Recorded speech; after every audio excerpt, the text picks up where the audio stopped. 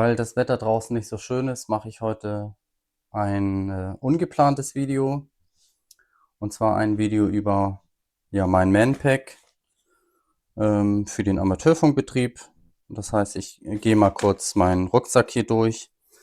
In Teilen kennt ihr das eigentlich schon alles. Meine Antenne, beziehungsweise mein Antennencase. Ich habe das jetzt nochmal ein bisschen erweitert, beziehungsweise verbessert. Ich habe so Halterungen rangenietet, damit ich das ganz gut an meinen Rucksack festbinden kann. Ich habe nun auch hier drinne eine Polsterung. Das heißt,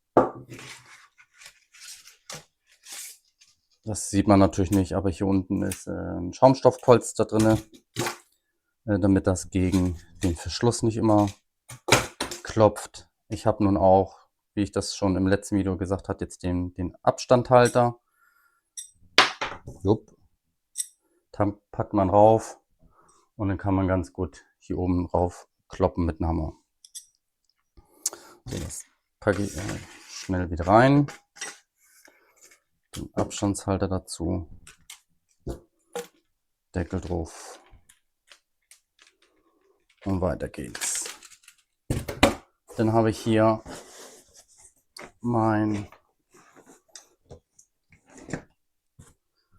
VGC VR-N76. Das kennt ihr auch schon aus ein paar Videos, und zwar aus den Packet Radio Videos.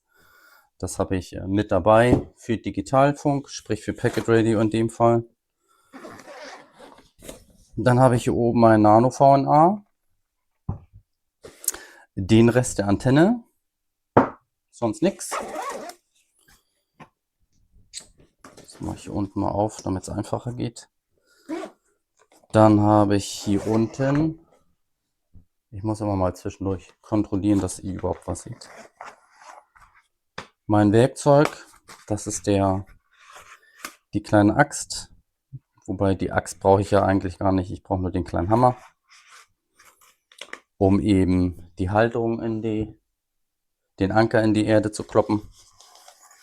Den habe ich vor ein paar Monaten bei Amazon an so einem Prime Day einen Anker gekauft, einen Anker-Akku. Und zwar verwende ich den, um den TrueSDX aufzuladen und also im Notfall aufzuladen.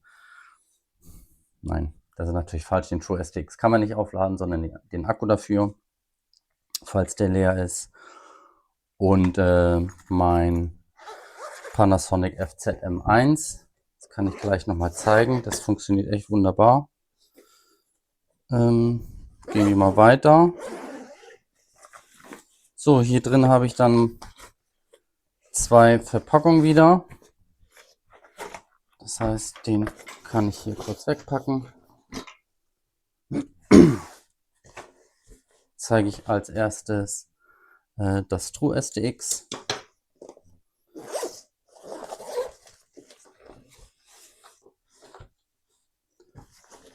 Da haben wir den in Orange. Das Antennenkabel dazu auf der einen Seite, ein passend PL-Anschluss. Ja, dann habe ich mir ein Powerpull-Kabelchen zusammengebastelt, und zwar wird der hier mit 12 Volt betrieben. Die 12 Volt hole ich mir hier aus dem Akku, aber gehen wir erstmal weiter vor. Hier haben wir das Kabel für den Digi-Rig.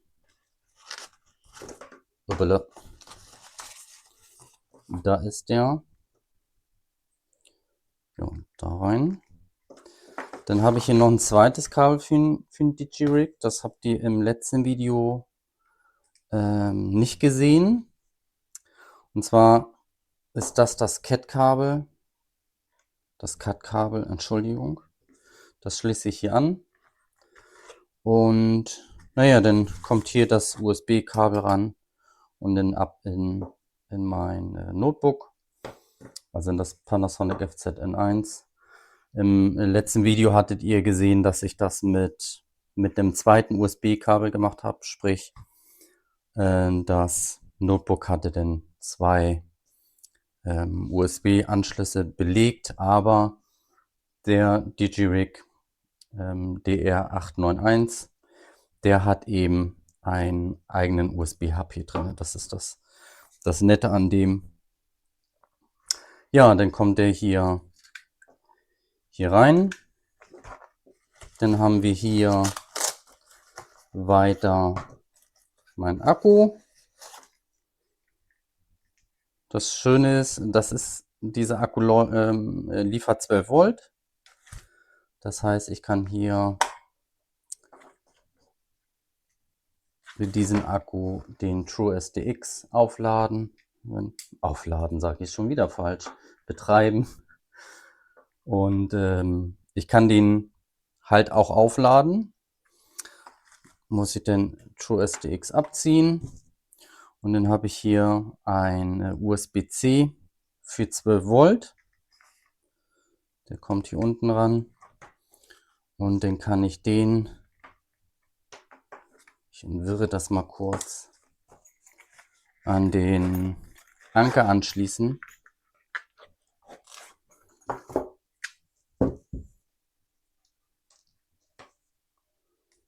Und dann kann ich den, wie man es hoffentlich sieht, ich gucke mal kurz rein. Ja, kann man sehen. Ich lade ihn jetzt auf. Und da sieht man auch, da zieht er 12 Watt, Entschuldigung, 17 Watt. Also mit denen kann ich diesen Akku aufladen und dank des Treiberkabels liefert der Anker in dem Fall 12 Volt. Das ist ganz schön.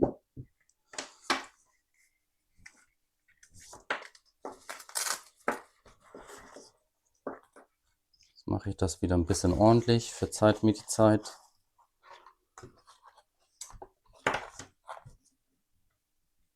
Also das kommt da wieder zurück.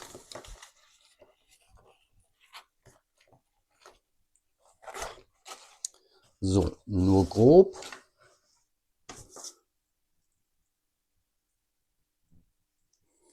Du kommst da wieder rein.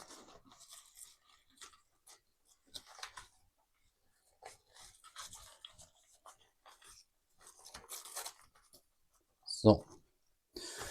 Ja, und dann habe ich hier mein Field Notebook drin. Ich habe mir jetzt so einen kleinen Klettverschluss hier herangeklebt. Und zwar ist mir das letzte Mal aufgefallen, dass er doch recht heiß wird in der Sonne. Also wenn die Sonne die ganze Zeit gegen scheint. Wenn man den Akku hier rausnimmt, der gehört ja eigentlich hier rein. Ja. So viel dazu. Hält einfach nicht. Gut, muss ich mir was anderes einfallen lassen. Vielleicht festnähen. Der Akku, der hier reinkommt, ich ziehe den immer raus. Kann ich gleich erklären, wieso. Und das gleiche, was ich eben mit den TrueSDX gezeigt habe, das geht auch mit einem weiteren Treiberkabel. Der hier ist für 15 Volt. Der Panasonic möchte eigentlich 16 haben, aber mit 15 lässt er sich auch aufladen. Dann kann ich den hier anschließen, wieder ab in den Anker. Und schon kann ich ihn aufladen, wenn der Akku mir im Betrieb mal droht, leer zu gehen. Genau. Zum Akku, das ist ja eigentlich ein Tablet. Und für den Industriebedarf haben sie das echt gut gemacht. In dem Moment, wo ich den Akku hier rausziehe, ich brauch das Tablet nicht herunterfahren. Das heißt, ziehe ich das raus, ist hier 30 Sekunden lang noch Strom drauf. Und dann hat man eben genug Zeit, um einen vollen Akku reinzupacken, ohne dass man die Hardware herunterfahren muss und wieder neu starten muss. Finde ich großartig. Bedeutet allerdings, wenn der Akku drinne bleibt, versorgt er jedes Mal versorgte die ganze Zeit das Tablet mit Strom, um eben diese Pufferung auch aufrechtzuerhalten. Das heißt, auf Dauer geht eben der Akku leer. Deswegen nehme ich den immer raus, ja, verstaue ihn da hinten und somit weiß ich ganz genau, der ist voll und ich erlebe keine Überraschung, wenn ich portabel Betrieb machen möchte. Denn hier drin ist kein Akku, hier ist ein Elco drin, der ist also recht schnell wieder voll. Und ja, das passt also. So, also merke, darauf fällt das nicht. Ich werde da wohl dann mir was rannähen. Also, schon wieder fehlt.